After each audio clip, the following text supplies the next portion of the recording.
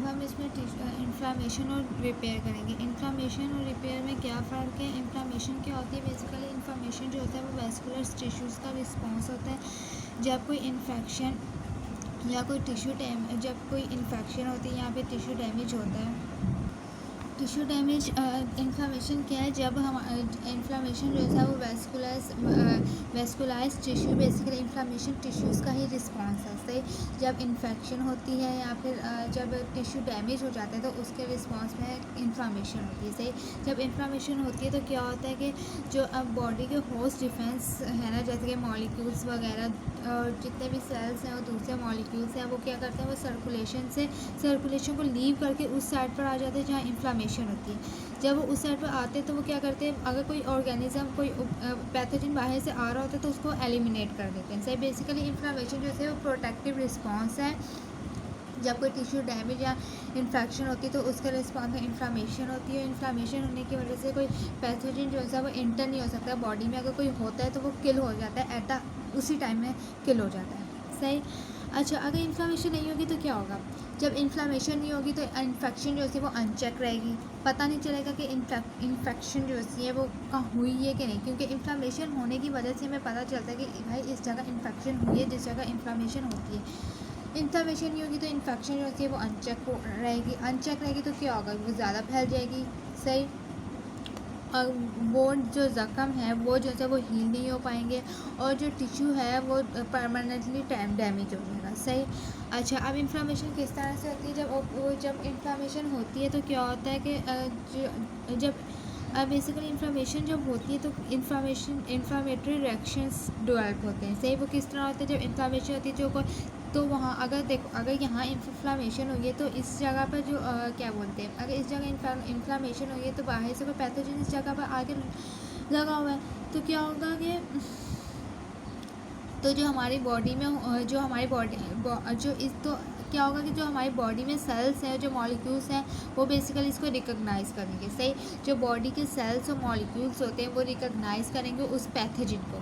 जब सेल्स और मॉलिक्यूल्स उस साइड पर आएंगे, ज़ाहिर सी बात इन्फ्लामेशन होगी तभी सेल्स और मॉलिक्यूल्स जो है उस जगह पर आएंगे, और जब वो आएंगे तो वो रिकॉग्नाइज़ करेंगे कि पैथोजन आया हुआ है बाहर से, यहाँ पर पैथोजन प्रेजेंट। तो क्या होगा कि उसके रिस्पॉन्स में पैथोजन जब पता चलेगा पैथोजन वहाँ प्रेजेंट है तो जो प्लाज्मा प्रोटीन और ल्यूकोसाइड्स हैं बेसिकली वो जो है वो सर्कुलेशन में प्रेजेंट होते हैं, तो वो सर्कुलेशन को छोड़ के इन्फ्लामेशन की साइड पर आ जाएंगे, क्योंकि जो मॉलिक्यूलर सेल प्रेजेंट वो इस तरह की चीज़ें प्रोड्यूस करेंगे जिसकी वजह से क्या होगा कि इनका जो क्या बोलते हैं, ल्यूकोसाइड्स और प्लाज्मा प्रोटीन को सिग्नल मिलेंगे कि भाई वहाँ पैथोजन है, तो वो जो है वहाँ चले जाएंगे उस साइड पर जहाँ पे इन्फ्लामेशन प्रेजेंट है।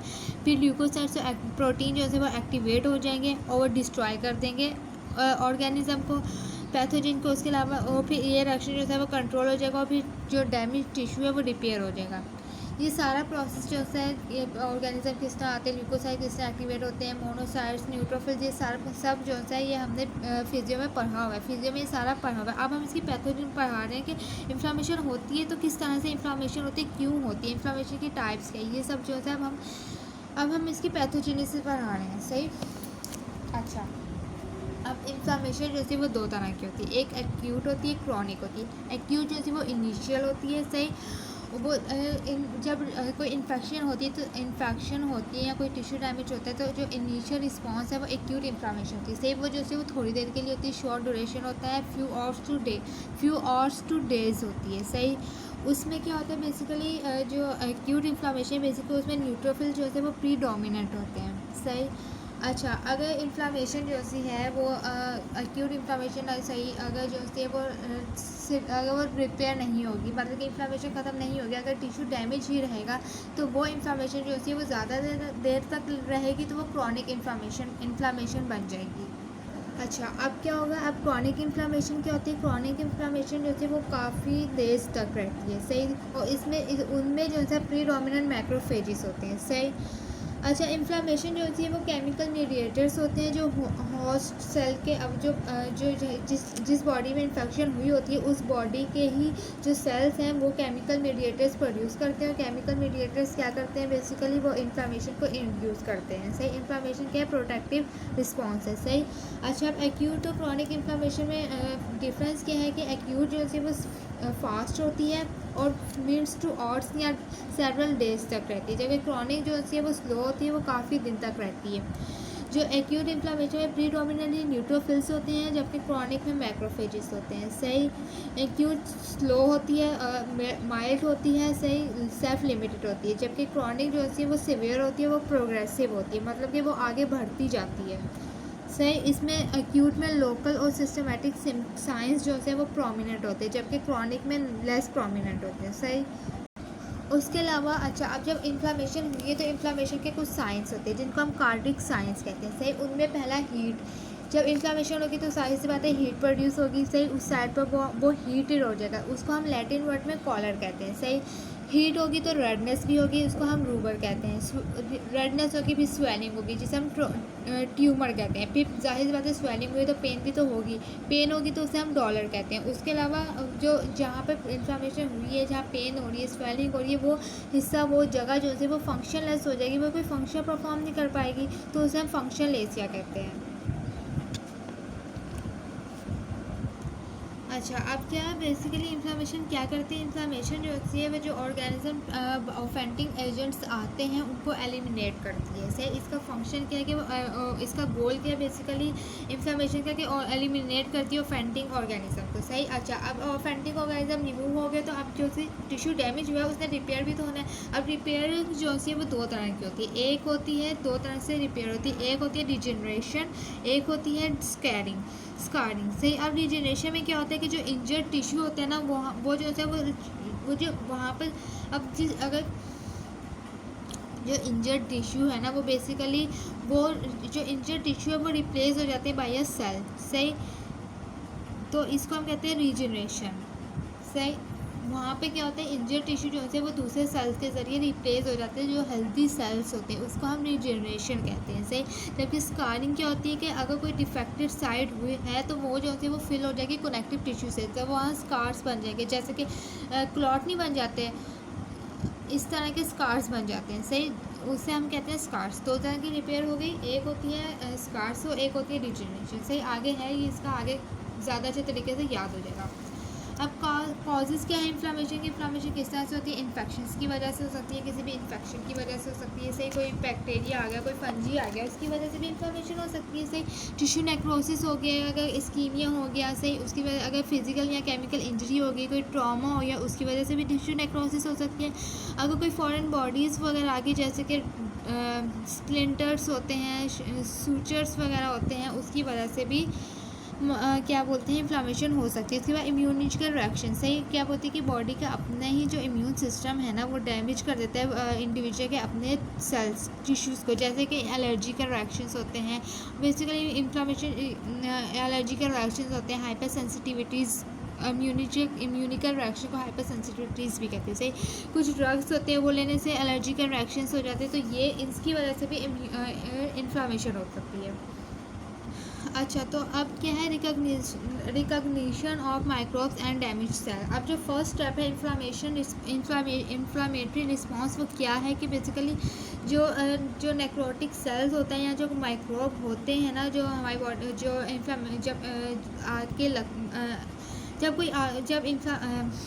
जब माइक्रोब या कोई नेक्रोटिक सेल होता है तो उसकी वजह से इन्फ्लामेशन होती है। सही। तो फिर जाहिर सी बात है वहाँ पर कोई पैथोजन तो आगे लगा होता है ना, तो वो क्या होता है, बेसिकली उसकी रिकग्निशन कैसे होती है, जो सेलुलर रिसेप्टर जो हमारी जो ब्लड है उसमें एक प्रोटीन सर्कुलेट कर रही होती है। सही। वो जो है बेसिकली वो रिकग्नाइज करती है। सही। सेलुलर रिसेप्टर्स और सर्कुलेटिंग प्रोटीन जो है वो उन माइक्रोब्स को या नेक्रोटिक सेल को रिकग्नाइज करते हैं कि वहाँ पर जो है माइक्रोब्स हैं या फिर नेक्रोटिक सेल होते हैं। उसके अलावा एक्यूट इन्फ्लामेशन क्या है। अब एक्यूट इन्फ्लामेशन जो सी है उसके 3 कंपोनेंट बेसिकली।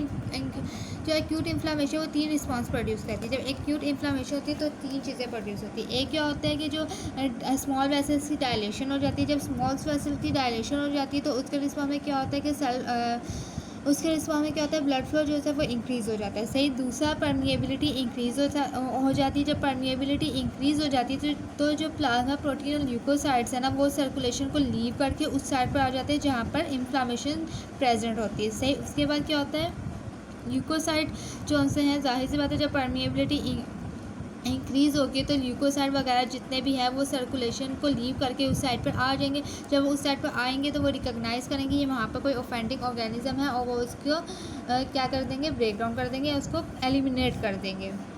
उसके अलावा अब reaction of blood vessel acute. अब ब्लड वेसल का क्या रिएक्शन होगा एक्यूट इन्फ्लामेशन में कि ब्लड फ्लो चेंज हो जाएगा, परमिएबिलिटी चेंज हो जाएगी।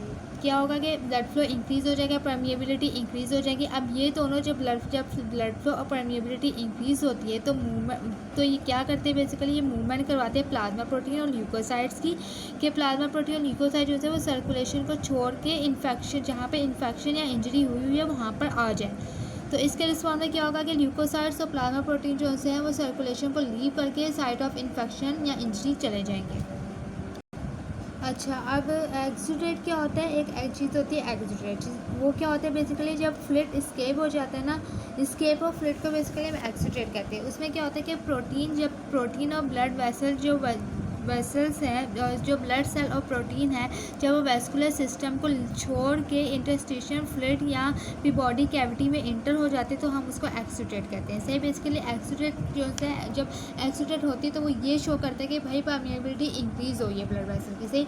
जब ब्लड वेसल की परमिएबिलिटी इंक्रीज़ होगी तो जाहिर सी बात है तभी प्रोटीन और जो दूसरी चीज़ें हैं वो सर्कुलेशन को लीव करके इंटरस्टिशियल फ्लूइड और बॉडी कैविटीज़ में आएंगी, उसे हम एक्सुडेट कहते हैं। सही।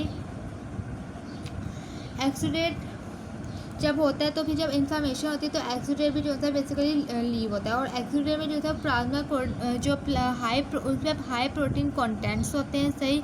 और उसमें red blood cell, white blood cell बहुत ज़्यादा होते हैं। सही। उसमें प्रोटीन कंटेंट जो है वो बहुत ज़्यादा हाई होता है। जबकि उसके अपोजिट जो होता है वो ट्रांसटूडेट है। ट्रांसटूडेट क्या है बेसिकली, इसमें लो प्रोटीन होते हैं। सही। फ्यू सेल्स वगैरह होते हैं। सही। वो बेसिकली वो अल्ट्रा फिल्ट्रेटर है ब्लड प्लाज्मा का। हाँ, ब्लड प्लाज्मा जो है वो कब प्रोड्यूस होता है, जब ऑस्मोटिक या हाइड्रोस्टैटिक इम्बैलेंस हो जाता है ना। जब ऑस्मोटिक और हाइड्रोस्टैटिक इम्बैलेंस हो जाता है तो उसके रिस्पॉन्स में क्या होता है कि ब्लड प्लाज्मा प्रोटीन होता है। और ब्लड प्लाज्मा का जो है अल्ट्रा फिल्ट्रेटर है वो ट्रांसटूडेट है। उसके अलावा एक्सुडेट और ट्रांसटूडेट में डिफरेंस पूछते हैं। तो एक्सुडेट क्या है बेसिकली, एक्सुडेट जो है वो उसमें हाई प्रोटीन कंटेंट होता है, जबकि ट्रांसटूडेट में लो प्रोटीन कंटेंट होता है। जो एक्सुडेट की स्पेसिफिक ग्रेविटी है वो 1.020 होती है। सही। जबकि ट्रांसटूडेट की जो है स्पेसिफिक ग्रेविटी जो है वो बिलो 1.020 होती है। सही। उसके अलावा एक्सुडेट जो है उसमें जो एक्सुडेट जो है वो इन्फ्लामेशन की साइड पर प्रोड्यूस होता है। सही। जहाँ पे इन्फ्लामेशन होती है वहाँ पर एक्सुडेट होता है। सही। जबकि ट्रांसटूडेट जो है वो नॉन इन्फ्लामेटरी है।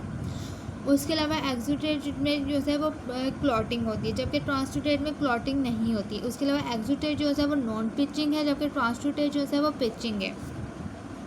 उसके अलावा जो एक्सुडेट है वो बेसिकली थिक होता है। सही। जबकि ट्रांसटूडेट जो है वो थिन होता है, इसमें वाटरी फ्लूइड ज़्यादा होता है। सही।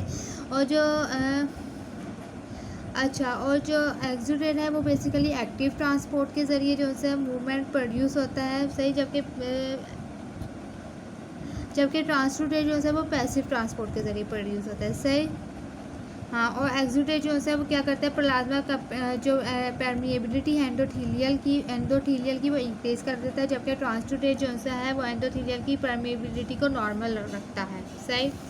ये डिफरेंस है कुछ, ये जो है ये करने होते हैं, ये आते हैं। सही। अब इसमें अब क्या है, चेंज इन वेस्कुलर फ्लूइड। अब वेस्कुलर फ्लूइड में चेंज क्या है,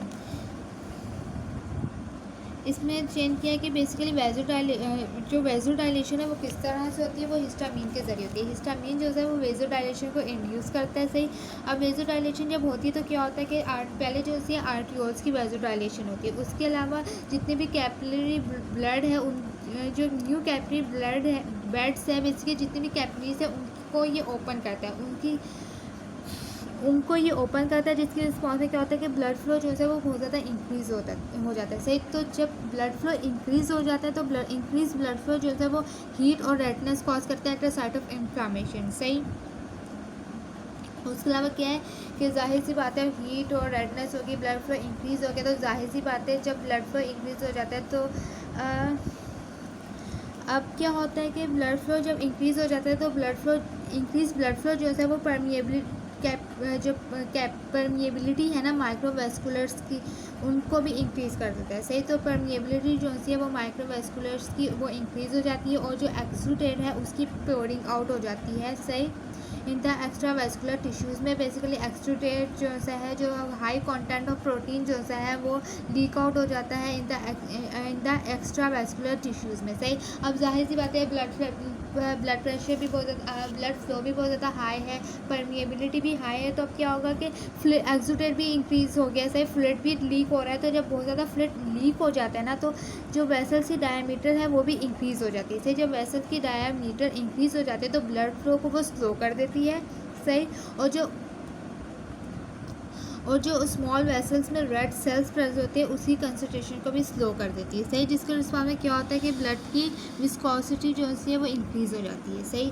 अब जब ब्लड की विस्कोसिटी इंक्रीज़ हो जाती है तो क्या होता है कि ब्लड जो है वो एक जगह ब्लड फ्लो जो है वो स्टैटिक हो जाता है, मतलब कि एक जगह रुक जाता है, सही।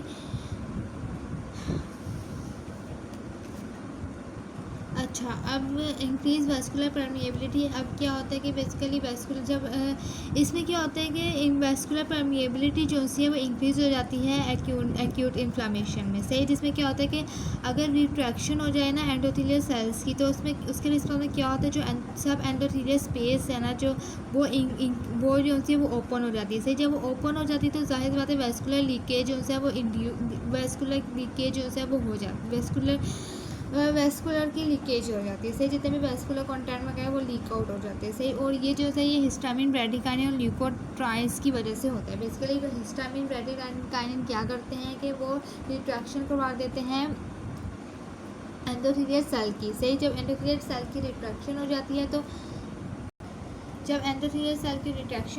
तो क्या होता है कि वेस्कुलर लीकेज हो जाती है और वेस्कुलर लीकेज जो है वो हिस्टामिन वगैरह से स्टिमुलेट होती है। इसमें अब अच्छा, अब दूसरा ये कि अगर एंडोथेलियल इंजरी हो जाएगी, सही। एंडोथेलियल इंजरी जो है उसके रिस्पॉन्स में क्या होता है कि एंडोथेलियल सेल की नेक्रोसिस हो जाती है या फिर डिटैचमेंट हो जाती है, सही। अब ये एक पिक्चर है, इसमें क्या बता रहे हैं कि ये नॉर्मल सेल है, सही। ये ल्यूकोसाइट्स है, ये प्लाज्मा प्रोटीन है, ये एंडोथेलियम है, सही। नॉर्मल सेल है। अब ये जो एंडोथेलियल है इसकी रिट्रैक्शन सही, रिट्रैक्शन किस तरह से इंड्यूस होगी, हिस्टामिन वगैरह से रिट्रैक्शन जो है वो इंड्यूस होगी। तो ये क्या है ल्यूकोसाइट जो और जो सब एंडोथेलियल स्पेस है वो भी ओपन होगी, तो क्या होगा कि जो ये जो ल्यूकोसाइट वगैरह वो जो है वो मूव आउट करेंगे, सही। और इसके रिस्पॉन्स में क्या होगा, जाहिर सी बात है जो वेस्कुलर वो है क्या बोलते हैं वेस्कुलर लीकेज ही हो रही है ना कि वेसल से जितनी भी चीज़ें वो बाहर आ रही हैं, तो ये बेसिकली क्या है, ये रैपिड होता है, ये शॉर्ट लिव होता है, सही। और ये किससे इंड्यूस होता है, ये हिस्टामिन से इंड्यूस होता है, ब्रैडिकाइनिन से और ल्यूकोट्राइन से होता है, सही। उसके अलावा ये एंडोथेलियल इंजरी है, सही। एंडोथेलियल की इंजरी हुई इसके किस वजह से हो सकती है, एंडोथेलियल की इंजरी जो है अगर कोई बर्न हो गया है कोई चीज़, अगर स्किन जल गई है तो उसकी वजह से भी एंडोथेलियल की इंजरी हो सकती है, या अगर कोई माइक्रोब्स वगैरह की टॉक्सिन आ गया है उसकी वजह से भी हो सकती है, सही। ये रैपिड होता है, लॉन्ग लिव होता है, सही। अब इसमें क्या होगा कि सेल जो है एंडोथेलियल सेल जो है वो एक दूसरे से डिटैच हो रहे हैं, सही। और सेल की नेक्रोसिस हो रही है इसमें, ये है। अच्छा, अब इसमें बोलेंगे जो ट्रांसपोर्ट होते हैं फ्लूइड या प्रोटीन वगैरह जो वेस्कुलर जिसे हम अच्छा जब जब एंडोथेलियल सेल से ट्रांसपोर्ट फ्लूइड की और प्रोटीन की इंक्रीज़ हो जाएगी उसे हम कहेंगे ट्रांससाइटोसिस। ट्रांससाइटोसिस क्या है, बेसिकली फ्लूइड और प्रोटीन की जो सी ट्रांसपोर्ट है वो इंक्रीज़ हो रही है किससे, कहाँ से, एंडोथेलियल सेल से। सही। अब जो वेस्कुलर लीकेज है वो किसके ज़रिए प्रमोट होता है, वेस्कुलर एंडोथेलियल ग्रोथ फैक्टर। सही। वेस्कुलर एंडोथेलियल ग्रोथ फैक्टर होता है जो वेस्कुलर लीकेज को प्रमोट करता है। सही।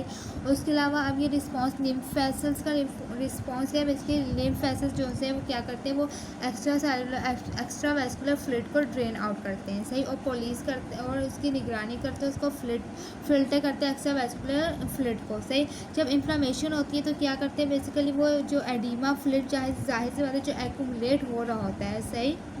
क्यों एक्यूमुलेट होता है, क्योंकि वेस्कुलर परमिएबिलिटी इंक्रीज हो जाती है, जिसकी वजह से एडिमा जो है वो प्योर वो करता है, फ्लूइड आउट होता है। सही। तो लीक आउट होता है तो वो जो से है जो लिम्फ फ्लो है वो उसकी ड्रेनेज को इंक्रीज़ कर देते हैं। सही। लिम्फ फ्लो जो से है वो ड्रेनेज करते हैं बेसिकली एडिमा फ्लूइड की। सही। ये है। अब जो ल्यूकोसाइड रिक्वायरमेंट क्या है, टोटल साइट ऑफ इन्फ्लामेशन क्या है कि जो ल्यूकोसाइड है, सही, जहाँ इन्फ्लामेशन होती है वहाँ पे वो प्रेजेंट होते हैं, तो वो उनका फंक्शन क्या है कि वो एलिमिनेट करते हैं जो और एजेंट्स वगैरह आ जाते हैं उनको एलिमिनेट करते हैं। सही। अब ल्यूकोसाइड जो से है, अब जो ल्यूकोसाइड्स हैं वो ल्यूकोसाइड जो है वो ब्लड वेसल्स से वहाँ इन साइड ऑफ इंजरी तक कैसे पहुँचते हैं भाई, उसमें जो है 3-4 प्रोसेस होते हैं, उसके ज़रिए जो है वो पहुँचते हैं। सही। अब कुछ मीडिएटर्स होते हैं जो हेल्प करते हैं साइटोकाइनिन एडहेशन मॉलिक्यूल्स वगैरह से, जो ल्यूकोसाइड्स के जर्नी को हेल्प करते हैं। सही। अब क्या है, बेसिकली पहले जो है ल्यूकोसाइड जो है वो मार्जिनेशन होती है। सही। मार्जिनेशन किस तरह होती है कि जो एंथोथेलियल की जो ब्लड वेसल की ये ब्लड वेसल की जो सी लाइन्स हैं यहाँ पर जो है ये खड़े हो जाते हैं, यहाँ पर जो से ये प्रेजेंट हो जाते हैं, तो इसको हम कहते हैं मार्जिनेशन। सही। फिर ये रोलिंग करते हैं। अब रोलिंग क्या है, इसमें क्या होता है कि सेल जो है वो एक जगह से अटैच होकर दूसरी जगह डिटैच हो रहे हैं। किस तरह, इस तरह अटैच हो रहे हैं, फिर यहाँ से डिटैच होकर अटैच हो रहे हैं, इस तरह ये जो है रोलिंग करते हैं। ये जितने भी ल्यूकोसाइड के प्रोसेस वगैरह ये हमने फिजिक्स में पढ़े हुए हैं, इससे मैं इसमें डिटेल में नहीं जाऊँगी इतना। उसके अलावा जो है फिर जब ल्यूकोसाइड और उसके बाद जो है सिलेक्टिन मीडिएटर होता है, बेसिकली वो क्या करवाता है, वो ल्यूकोसाइड और एंथोथेलियल की वीक कॉन्ट्रैक्शन करवाता है। सही। जो फिल्म एडहेशन है वो किसके जरिए होती है, इंटरग्राइंस की वजह से होती है। बेसिकली इसमें पहले जो सी है ल्यूकोसाइड की जो से रोलिंग करते हैं। सही। यहाँ से आते यूं रोलिंग होती है, जो फिजिक्स में हमने पढ़ा हुआ है रोलिंग का तरीका। सही। फिर ये इनकी जो सी है वीक इंटरेक्शन जो सी है वो किसके ज़रिए होती है, सिलेक्टिन के ज़रिए होती है। सही। जो स्टेबल इंटरेक्शन है, जो अच्छी स्ट्रॉन्ग इंटरेक्शन है वो किसके ज़रिए होती है, बेसिकली इंटरग्राइन के ज़रिए होती है। सही। उसके अलावा ल्यूकोसाइड जो है वो बेसिकली माइग्रेट करेंगे एंडोथेलियल से। सही। और एंडोथेलियल से माइग्रेट करके इंट्रासेलुलर जंक्शंस में आ जाएंगे by a process of squeezing. सही। स्क्वीजिंग के ज़रिए जो है बेसिकली वो जो है क्या बोलते हैं उसको, स्क्वीजिंग के प्रोसेस को हम ट्रांस माइग्रेशन कहते हैं। सही। इसमें क्या होता है कि जो से जो ल्यूकोसाइड्स है वो स्क्वीज़ हो जाते हैं। सही। और वो छोड़ उसको ब्लड वेसल को छोड़ के कहाँ चले जाते हैं, इंट्रासेलुलर जंक्शन वगैरह में चले जाते हैं। सही। उसके अलावा कीमोटॉक्सिन क्या है, बेसिकली वो कीमोटॉक्सिन जो से है वो मूव करवाते हैं ल्यूकोसाइड को at the site of injury. Tissue से इंजरी तक की मूवमेंट जो सी होती है वो किस प्रोसेस के जरिए होती है, बाय कीमोटॉक्सिन। सही। कीमोटॉक्सिन में केमिकल ग्रेडियंट्स वगैरह आते हैं। सही। उसके जरिए की मूवमेंट होती है। सही। उसके अलावा एजेंट होता है जो ब्लॉक कर देता है टीएनएफ को, वो कौन सा है, बेसिकली वो साइटोकाइनिन है। साइटोकाइनिन जो है वो टीएनएफ को ब्लॉक कर देता है। सही। और वो जो है वो क्रॉनिक इन्फ्लेमेटरी डिजीज़ में इम्पॉर्टेंट है। उसके अलावा फेगोसाइटोसिस क्या है, फेगोसाइटोसिस में 3 स्टेप्स इन्वॉल्व होते हैं। पहले जो है रिकग्निशन होती है और अटैचमेंट होती है पार्टिकल की with the leukocyte. Basically leucocytes क्या करते हैं, वो रिकग्नाइज करते हैं, फिर उस पार्टिकल को अटैच कर देते हैं, फिर इंगल्फ करते हैं, उसके बाद किलिंग करते हैं।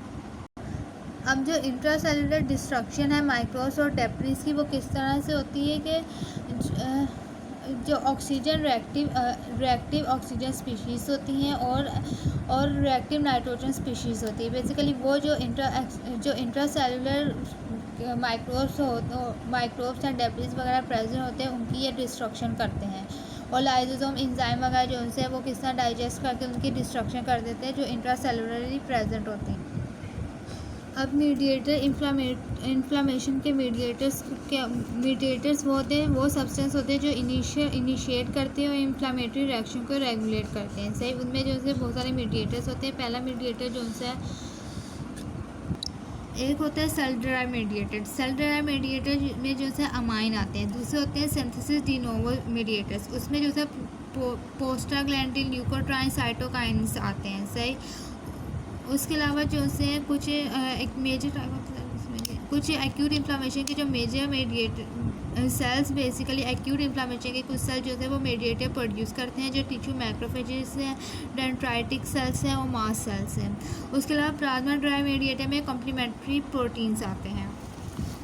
अब जो वेजो एक्टिव अमाइंस हैं उसमें हिस्टामिन और सिरोटिन आते हैं। हिस्टामिन और सिरोटिन बेसिकली क्या करते हैं, ये इंपॉर्टेंट एक्शन, इनका जो सा एक्शन है वो ब्लड वेसल के ऊपर होता है। हिस्टामिन जो सा है वो डायलेशन करवाता है और सिरोटिन जो सा है वो वेजो कंस्ट्रिक्टर करवाता है। उसके अलावा आर्किडोनिक एसिड मेटाबॉलिज्म, इसमें जो है बेसिकली दो मीडिएटर्स होते हैं जो आर्किडोनिक एसिड से प्रोड्यूस होते हैं, वो प्रोस्टाग्लैंडिन और ल्यूकोट्राइन्स हैं। प्रोस्टाग्लैंडिन और ल्यूकोट्राइन जो है वो आर्किडोनिक एसिड से प्रोड्यूस होते हैं। वो दोनों जो है वो वेस्कुलर और सेलुलर रिएक्शन को स्टिमुलेट कर देते हैं। एक्यूट इन्फ्लामेशन में जो वेस्कुलर और सेलुलर रिएक्शंस हैं उनको स्टिमुलेट करते हैं। उसके अलावा ल्यूकोट्राइन्स है, ल्यूकोट्राइन जो है वो प्रोड्यूस होते हैं जो ल्यूकोसाइट्स और मास्ट सेल्स होते हैं उनमें प्रोड्यूस होते हैं बाय या लाइपोजीनेस के एक्शन की वजह से ल्यूकोट्राइन्स प्रोड्यूस होते हैं ल्यूकोसाइट्स और मास्ट सेल में, और वो वेस्कुलर और स्मूथ मसल रिएक्शन में इन्वॉल्व होते हैं और ल्यूकोसाइट की रिक्वायरमेंट करवाते हैं, और स्मूथ मसल के रिएक्शन में और वेस्कुलर स्मूथ मसल रिएक्शन में इन्वॉल्व होते हैं। उसके बाद लाइपोक्सिन जो है वो आर्किडोनिक एसिड से जनरेट होता है बाई लाइपोऑक्सीजिनेस पाथवे के ज़रिए, और ये जो से ही इनहिबिट कर देते हैं ल्यूकोसाइड के रिक्वायरमेंट को। उसके अलावा आर्किडोनिक एसिड जो है वो दो प्रोसेस करवाता है, एक करवाता है साइक्लोजिनेस और एक लाइपोजिनेस। साइक्लोजिनेस के जरिए क्या होता है, साइक्लोजिनेस जो है वो आगे से तीन चीज़ें प्रोड्यूस करता है। प्रोस्टासाइक्लिन प्रोड्यूस करता है जो वेजो डायलेशन करवाते हैं, प्लेटलेट्स एग्रीगेशन को इनहिबिट करते हैं। उसके बाद थ्रोम्बोक्सिन A2 प्रोड्यूस करवाता है साइक्लोजिनेस, और ये जो है बेसिकली वेजो कंस्ट्रक्शन करवाते हैं और प्रोमोट करते हैं प्लेटलेट्स एग्रीगेशन को। उसके बाद PG2 और PGE को प्रोडक्शन करवाते हैं, ये जो है वेजो डायलेशन करवाते हैं, वास्कुलर परमेबिलिटी को इंक्रीज़ करते हैं। उसके अलावा जो लाइपोजिनेस प्रोसेस के ज़रिए लाइपोक्सिन A और लाइपोक्सिन B की प्रोडक्शन होती है, और ये जो है इन्फ्लामेशन को इनहिबिट करते हैं। और जो साइटोकाइन्स और कीमोकाइन्स हैं बेसिकली वो प्रोटीन सिंथेसिस से ये दोनों जो है वो प्रोटीन है और ये सेल से सिक्रेट होते हैं। सही, और ये जो है ये एक्टिवेट कर देते हैं लिम्फोसाइट्स को, मैक्रोफेजेस को, डेंड्राइट सेल्स को। उसके अलावा जो एंडोथेलियल और कनेक्टिव टिश्यू सेल्स में ये क्या करते हैं कि मीडिएट कर देते हैं और रेगुलेट करते हैं इम्यून और इन्फ्लामेटरी रिएक्शन को, ये रेगुलेट करते हैं एंडोथेलियल कनेक्टिव टिश्यू सेल्स में। उसके अलावा कॉम्प्लीमेंट्री सिस्टम क्या है बेसिकली कॉम्प्लीमेंट्री सिस्टम जो है वो कलेक्शन होती है सॉल्युबल प्रोटीन्स की, और सॉल्युबल प्रोटीन्स की जो है वो कलेक्शन को कॉम्प्लीमेंट्री सिस्टम कहते हैं। और उनका फंक्शन क्या होता है बेसिकली वो माइक्रोब्स और जो पैथोजन होते हैं, जो इन्फ्लामेटरी रिएक्शंस में पैथोजन होते हैं, जो माइक्रोब्स होते हैं उनके खिलाफ जो है वो एक्ट करती है। ब्रेडिकाइनिन क्या करवाता है, ब्रेडिकाइनिन जो है वो वेस्कुलर परमिएबिलिटी को इंक्रीज़ कर देता है और कंट्रैक्शन करवाता है स्मूथ मसल्स की, जबकि ब्लड वेसल की डायलेशन करवाता है और पेन करवाता है जब स्किन इंजर्ड होती है। जब स्किन में इंजेक्ट करते हैं ना ब्रेडिकाइनिन को, तो ये जो है ये वेजो डायलेशन और पेन कॉज करवाता है, जबकि स्मूथ मसल में कॉन्ट्रैक्शन करवाता है स्मूथ मसल की और वेस्कुलर परमिएबिलिटी को इंक्रीज़ कर देता है। उसके अलावा इन्फ्लामेशन, एक्यूट इन्फ्लामेशन में क्या है, पहला जो है वो सीरियस इन्फ्लामेशन होती है। सीरियस इन्फ्लामेशन क्या होती है बेसिकली जो सेल पुअर फ्लूइड्स होते हैं उसकी एक्युमुलेशन की वजह से जो है सीरियस इन्फ्लामेशन होती है। सीरियस इन्फ्लामेशन जो है वो पेरिटोनियल कैविटी, प्लूरल कैविटी और पेरिकार्डियम कैविटीज़ वगैरह में कैविटीज़ में बेसिकली ये होती है। और इसमें क्या होता है कि इस इन्फेक्शन जो होती है बेसिकली वो नॉन बैक्टीरियल इन्फेक्शन होती है। और इन्फेक्शन जो है वो बेसिकली सीरस फ्लूइड में होती है। जो सीरस फ्लूइड है वो बेसिकली प्लाज्मा से डिराइव हुआ होता है और इसके एग्जांपल ब्लिस्टर वगैरह है। उसके अलावा फिब्रिनियस इन्फ्लामेशन जो है वो बॉडी कैविटीज़ की लाइनिंग में होती है और इसमें क्या है, हाईली वैस्कुलर लीकेज होता है। उसके अलावा इसमें जो है जब फिब्रिन की एक्युमुलेशन हो जाती है बॉडी कैविटीज़ में तो इन्फ्लामेशन रिएक्शन जो है वो स्टार्ट हो जाता है। उसके अलावा प्रूलेंट इन्फ्लामेशन क्या होती है, बेसिकली इसमें पस की फॉर्मेशन होती है, सही, और इसमें एप्सिस कॉज होता है। एप्सिस क्या है, basically collection of localise collection of पस को हम एप्सिस कहते हैं। और इसमें जो सा है जो फ्लूइड होता है, जो पस फॉर्मेशन होती है तो पस में ज़ाहिर बात है फ्लूइड होता है, वो जो है वो या तो न्यूट्रोफिल्स कंटेन करते हैं या फिर बैक्टीरिया वगैरह कंटेन करता है। उसके बाद अल्सर जो है वो लोकल डिफेक्ट होता है जिसमें क्या होता है, स्लॉगिंग हो जाती है स्किन की जो टिश्यू नेक्रोसिस की वजह से अल्सर कॉज होता है। इसमें अल्सर जो है वो कहीं भी हो सकता है, ऑर्गन में हो सकता है, टिश्यू में हो सकता है। ये जो है ये स्लॉगिंग करवा देता है स्किन की, उस जगह की जहाँ पे इन्फ्लामेशन कॉज हुई होती है वहाँ पे स्लॉगिंग करवा देता है। क्रॉनिक इन्फ्लामेशन किसे कहते हैं, क्रॉनिक इन्फ्लामेशन जो है वो क्या होता है, जब इन्फ्लामेशन काफ़ी देर तक रहे, प्रोलॉन्ग हो जाए, वीक टू मंथ हो जाए, उसे हम कहते हैं क्रॉनिक इन्फ्लामेशन। और इसमें क्या होता है कि टिश्यू इंजरी हो जाती है। अब क्रॉनिक इन्फ्लामेशन के कॉजेज़ क्या है कि हाइपर सेंसिटिविटी डिजीज़ में जैसे कि एलर्जिकल रिएक्शंस वगैरह में क्रॉनिक इन्फ्लामेशन हो जाती है। अगर प्रोलॉन्ग एक्सपोजर हो जाए टॉक्सिन एजेंट से जैसे एक्सोजीनस एंडोजीनस वगैरह से, इनकी वजह से क्रॉनिक इन्फ्लामेशन हो जाती है। परसिस्टेंट इन्फेक्शन की वजह से क्रॉनिक इन्फ्लामेशन हो जाती है। अब मैक्रोफेजेस मॉर्फोलॉजिकल फीचर्स क्या है कि इनफिल्ट्रेशन हो जाती है, इनफिल्ट्रेशन होती है विद मोनोन्यूक्लियस की, सही, इसमें मोनोन्यूक्लियस सेल्स की इनफिल्ट्रेशन होती है। इसमें मैक्रोफेज, लिम्फोसाइट और प्लाज्मा सेल्स इन्वॉल्व होते हैं। टिश्यू की डिस्ट्रक्शन हो जाती है और फिर अटेम्प्ट टू हीलिंग के कनेक्टिव टिश्यू की जो डैमेज टिश्यू है वहाँ पर कनेक्टिव टिश्यू आके रिप्लेस हो जाता है बाय अ प्रोसेस एंजियोजीनोसिस। उसके अलावा जो दो मेजर पाथवे हैं मैक्रोफेजेस की एक्टिवेशन के, दो पाथवे हैं, एक क्लासिकल एक अल्टरनेटिव। क्लासिकल पाथवे जो है किस वजह से होता है, बेसिकली एंडोटॉक्सिन की वजह से क्लासिकल पाथवे होता है। अब क्लासिकल पाथवे में क्या होता है कि M1 मैक्रोफेजेस जो है उसकी एक्टिवेशन हो जाती है, सही। अब जो M1 मैक्रोफेजेस है वो आगे जाके NO और ROS को प्रोड्यूस करते हैं और NO और ROS जब प्रोड्यूस होते हैं और लाइसोसोम एंजाइम्स जो है वो प्रोड्यूस होते हैं। ये क्या करते हैं, बेसिकली ये इनके पास एबिलिटी होती है कि ये किल कर देते हैं इन जो ऑर्गेनिज्म इंजेस्टेड ऑर्गेनिज्म को किल कर देते हैं और सिक्रीट करते हैं साइटोकाइनिन को। साइटोकाइनिन क्या करता है, वो स्टिमुलेट कर देता है इन्फ्लामेशन को। उसके अलावा जो दूसरा पाथवे है उसे हम कहते हैं अल्टरनेटिव मैक्रोफेजेस एक्टिवेशन। ये किस तरह से अल्टरनेटिव मैक्रोफेजेस एक्टिवेशन पाथवे जो है ये इंड्यूस होता है साइटोकाइनेज से, IL-1, IL-4 और IL-13 के ज़रिए जो है ये पाथवे जो है इंड्यूस होता है। और ये पाथवे जो है ये क्या करता है, एक्टिवेशन कर देता है मैक्रोफेजेस M2 की। और मैक्रोफेजेस M2 जो है वो basically tissue repair, wound, fibrosis वगैरह में हेल्प करता है, उनकी रिपेयरिंग वगैरह करवाता है, टिश्यू रिपेयर करवाता है। अब जो TH1 सेल्स है वो प्रोड्यूस करते हैं साइटोकाइनिन को प्रोड्यूस करते हैं। साइटोकाइनिन जो है वो आगे जाके मैक्रोफेजेस की एक्टिवेशन करवाता है क्लासिकल पाथवे के ज़रिए।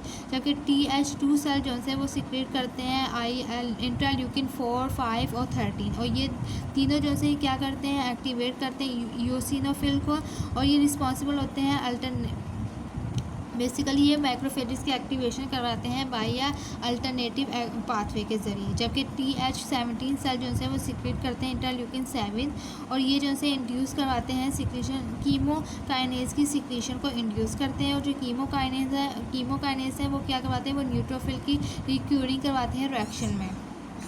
उसके अलावा जो ग्रैनुलेटस इन्फ्लामेशन है, ग्रैनुलोमेटस इन्फ्लामेशन जो है वो बेसिकली क्रॉनिक इन्फ्लामेशन होती है। ये किस तरह कैरेक्टराइज होती है? जब ये वाली इन्फ्लामेशन होती है तो इसमें इसके अराउंड जो है वो मैक्रोफेज जैसे ज़्यादातर टी लिम्फोसाइट की एक्टिवेटेड टी लिम्फोसाइट की कलेक्शन हो जाती है और उसके सेंटर में जो है वो नेक्रोसिस कॉज हो जाता है और इसमें ग्रैनुलोमा की फॉर्मेशन होती है। बेसिकली ग्रैनुलोमा क्या होता है कि वो ऑर्गेनिज्म जब ऑर्गेनिज्म बॉडी से रिमूव नहीं हो रहे होते तो उसकी रिमूवल के लिए ग्रैनुलोमा की फॉर्मेशन हो जाती है। और ग्रैनुलोमा जो है वो दो तरह का होता है, एक इम्यून ग्रैनुलोमास होते हैं, एक फॉरेन बॉडीज ग्रैनुलोमास होते हैं। ग्रैनुलोमा में जो है पिंक ग्रैनुलर साइटोप्लाज्म बनता है विद डिस्टिंक्ट सेल बॉडीज जिसे हम एपिथेलियोइड सेल्स बोलते हैं। एपिथेलियोइड सेल्स की फॉर्मेशन होती है। और ग्रैनुलोमाटस इन्फ्लामेशन की एग्जांपल्स क्या हैं कि उसमें ट्यूबरक्लोसिस होता है। उसके अलावा क्रॉनिक डिजीज़ जैसे कि इन्फ्लामेटरी बाउल डिजीज़ वगैरह ये सारी डिजीज़ जो है वो होती हैं। उसके अलावा टिश्यू रिपेयर क्या? टिश्यू रिपेयर जो है वो दो तरह के होते हैं। एक होता है scar formation, regeneration. Normal cell होता है, इसमें अगर सीवियर इंजरी होगी तो इसमें स्कार फॉर्मेशन होगी। अगर माइल्ड या सुपरफिशियल इंजरी होगी, अगर सिर्फ सुपरफिशियल इंजरी होगी तो उसमें जो है रिजनरेशन होता है।